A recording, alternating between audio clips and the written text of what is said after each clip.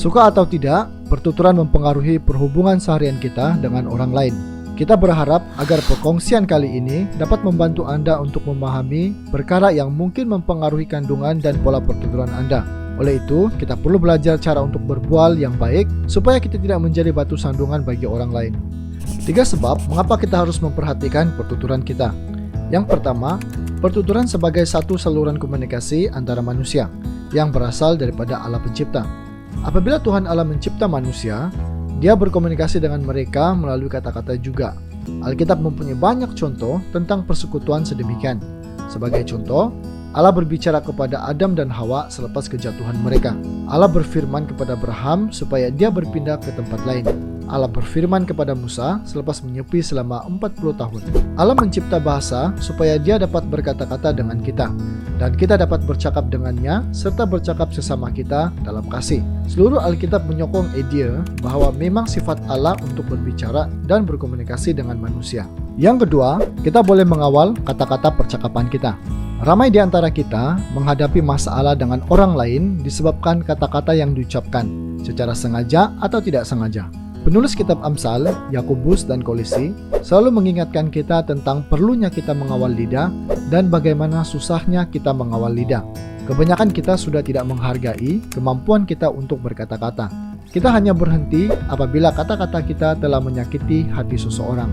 Oleh itu, apabila kita hendak mengasihi seseorang, salah satu faktor yang perlu kita selidiki pada diri kita ialah kata-kata percakapan kita. Yang ketiga, kita mahu mengelakkan konflik dan masalah. Kita mahu mewujudkan kesadaran tentang konflik yang berpunca daripada pengucapan kata-kata kita. Kita juga hendak mencegah konflik yang sedemikian supaya kita dapat berkomunikasi dengan baik di rumah, dalam komuniti orang percaya, dan dalam masyarakat demi kemuliaan Allah.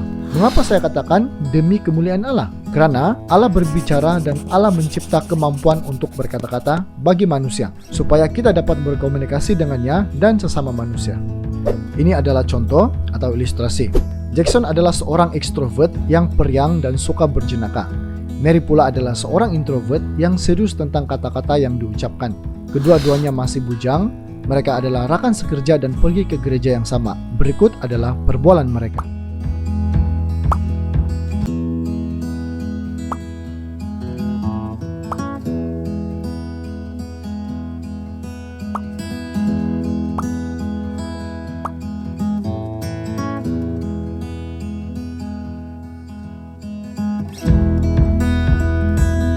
Jika ucapan di atas berlaku sekali, kata-kata Jackson mungkin diambil ringan saja. Walau bagaimanapun, jika ucapan itu diulang dalam pelbagai cara, dalam tempo yang lama, atau berterusan, Mary mungkin akan mula berasa bahwa Jackson betul-betul ingin menjadikannya sebagai teman wanita yang istimewa. Pada suatu hari, Jackson mengumumkan rancangannya untuk berkawin dengan orang lain. Dia telah memberikan kejutan besar kepada Mary. Pada minggu-minggu yang seterusnya, Mary menunjukkan tanda-tanda kemurungan dan marah kepada Jackson karena menipunya serta mengkhianati kepercayaannya untuk memikat hatinya. Apakah masalah asas yang sebenarnya dapat dielakkan?